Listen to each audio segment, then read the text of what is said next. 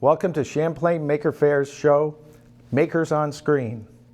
I'm your host, Doug Webster, and today's show is Teacher Maker.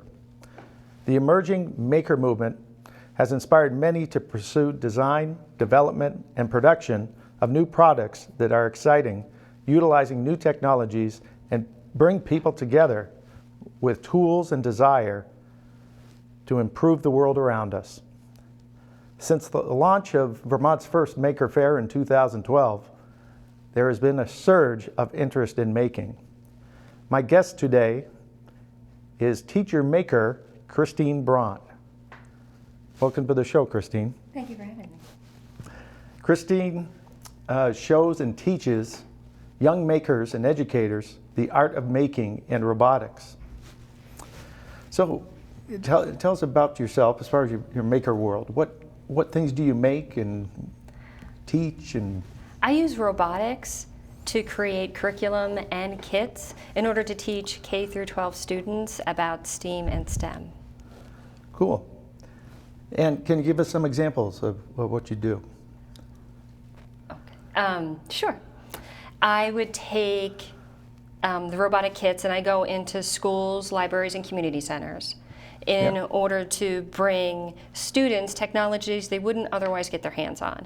And I use fun, game-like, hands-on, collaborative team building exercises, and the students engineer robots, and then we play games like Capture the Flag. We'll play sumo bots. We'll do the Robot Olympics, which is always fun. And the students learn software techniques. They learn how to program the robots. They learn how to engineer the robots, how to engineer a robot well so it doesn't break apart as soon as you turn it on. And they learn all aspects of robotics in a creative way. Now, how did you get into this stuff here, this maker stuff? I've been in, well, with my undergrad, I was in a lot of shops because I have a sculpture degree. And so I was in the woods, foundry, metals, stone shops. And then for my master's degree, I started making my own furniture. It was a furniture design course. And during that time, I started implementing electronics into my furniture. And this was back in the 90s when everything was really large and heavy. So putting flat screens inside tables and finding ways in which people could interact in different ways with furniture was what my thesis was about. Oh, neat. And from there, as I started to grow as an artist and I started looking at all the different technologies, I found myself being more drawn into the technology than the actual furniture that I was making. So I just started to learn all about coding and learn about how to create using microcontrollers and that sort of stuff. And I've always had a passion for teaching kids, and the idea of the technology gap with the students who don't know anything about technology when they come out of high schools, it's very frustrating to me that most students can use their phones really well, but you hand them just say, hey, look, we're going to make a robot out of wood. They have no idea where to start. And with my background, I know how to engineer. I can build really quite well. So I just use that to create curriculum so kids can start learning more about technology. Now, where did you learn the skills that you teach now? Learn about robotics? Well, yeah, robotics and woodworking and that type of thing. Where did you pick that up? It's been my interest. So I'm sort of like a constant learner. With woodworking, I mean, that was my sculpture.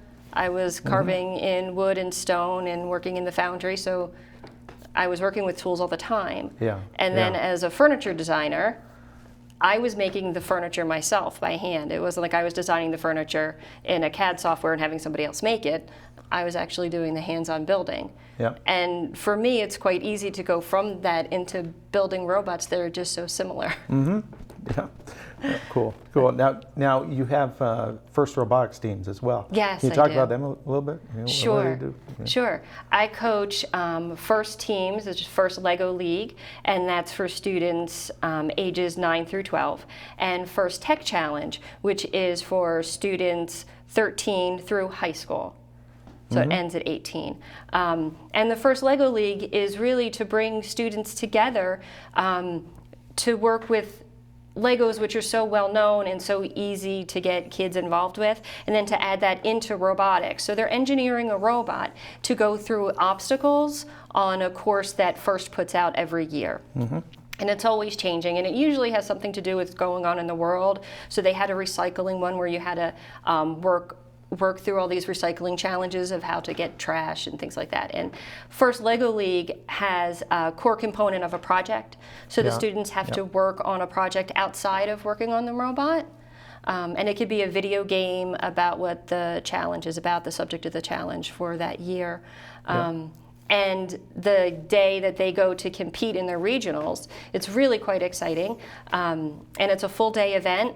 And they show off their project, they talk to judges about their engineering notebook, why they engineered the robot the way they did. They talk about all of the different levels of software, the coding that they've done to make the robot do what they do. And it's wonderful for the students to get together to do that. And then for First Tech Challenge, it takes it up a notch where now they're working with metals and they have to use different types of machinery. They have to use hand tools to create their robot. And the software for the robot's completely different.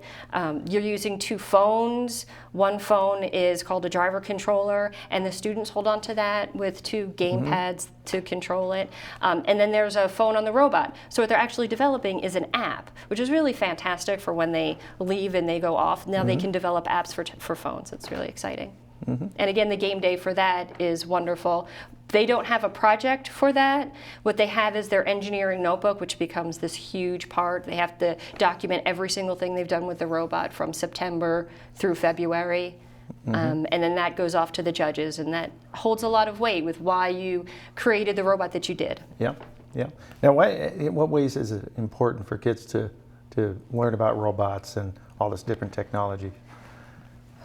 Well, the robotics and technology are our looming future. I mean, everybody right now is talking about automation, and you have, robots are going to be incorporated in just about everything that we do. We have the automatic driving cars then into factories where automation is taking over the factories. And what's going to happen, I believe, in the future is that students are going to become software developers, like just the average student now who would go into a factory worker is going to need software development. Robotics is a great creative way for students to learn all about software and engineering. I mean, even the students who everybody's going to learn how to code, and they're using Scratch in their schools right now, they may not be really drawn to programming, and they may not say, okay, well, this is what I really want to do, but they may feel like engineering, I'm so great at engineering, and therefore that student can go on, and perhaps that student's going to take care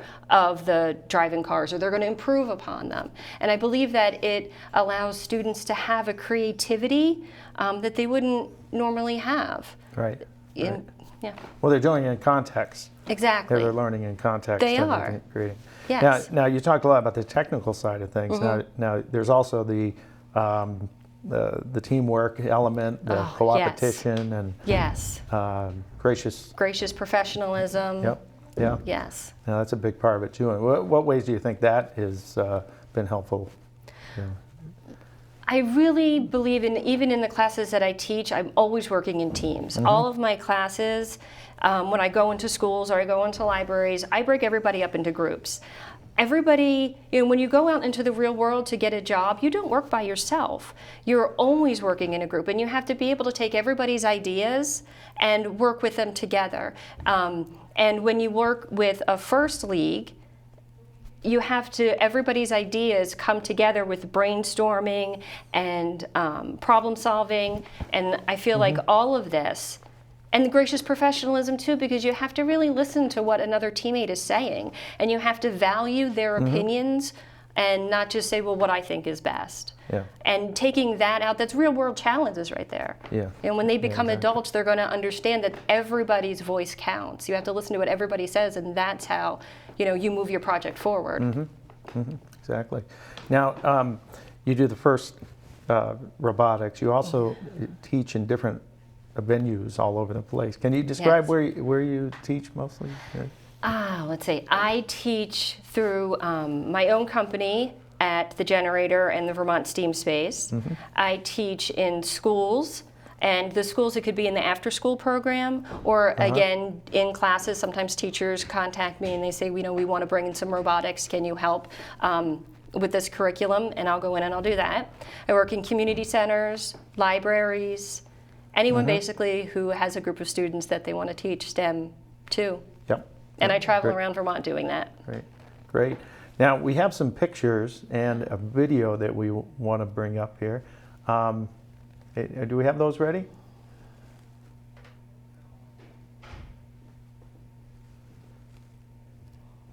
Oh, here you go. Here's Okay. some.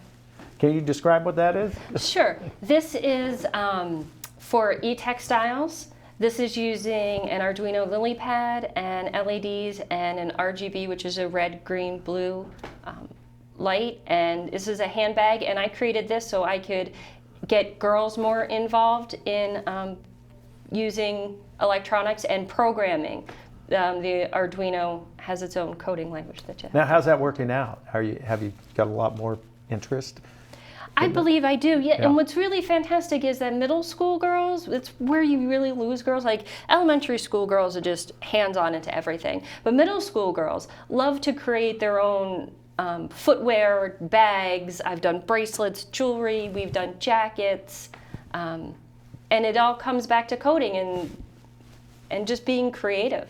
Now, in this case, you're doing coding. You're also doing soldering too. Is that? Well, no, or is it snapping? it's all sewing because it's the thread is conductive thread. Okay. So you're sewing with conductive thread, and it's the conductive leads that go from the Arduino lily pad out into the lights, and then you program it so the RGB, which goes green, it goes through the entire color spectrum as an anglerfish, and then it lights up the anglerfish's back. Okay, great. Those are your video. We have some pictures up there too. Yeah, what's that? Yeah, so that's just another pair of shoes. That's just some Batman shoes, and I lit up the Batman, and that's using an LED panel. But again, to interest people in STEM, this was really fantastic. It's a 3D printed quadcopter, and I did this with a group of 9-year-old girls, and we 3D printed the entire thing, put it together, had it flying, crashed it, and then 3D printed more parts to make it go again. Okay. All right. Oh yes. Here's a Champbot. Yeah, so I also coach the Champbot Challenge, which happens every year at the Maker's Faire, the Champlain Maker Faire. And my first team, we won the first year, the Maker's Faire, and it was so exciting. And what I do is I put out a call for kids to come and work on the Champbot. And whoever wants to come, that's who we work through it. This is our third year Champbot. We usually start with PVC. We use bilge pumps that we hack and we create propellers for. So it's like you're building a robot and then putting a skin over it. Yes, Essentially, that's right? exactly what we're doing. And yes. there's the winner, right? That's the winner, That's yes. winner. And that was actually, he's shooting fire in that one, which was, we were so excited he could shoot fire, but he didn't actually shoot it at the target, which was frustrating. So this, my that's cool. FTC team is called the Roboraptors, and they wear laser cut raptor heads during their competition. So I created this for their pit table to make it look a little special. The robot has, well, it's a robot, so the raptor has a servo in the eyes and a ping sensor out on the front. So when somebody walks by the raptor, the eyes move and it lights up and it growls at you. Excellent. And that's using an Arduino and a Music Maker Shield. All right. Yeah.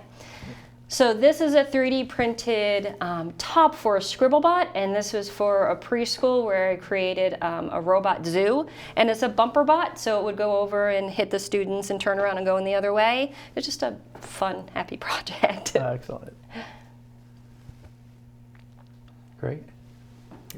So this is one of the classes where I bring the Lego EV3s in, and I find, again, these students would be the same age as first Lego League students, and I create games for them to play, and I teach them engineering concepts along the way, and the physics behind the robot, and how to really build a robot that can compete in a battle.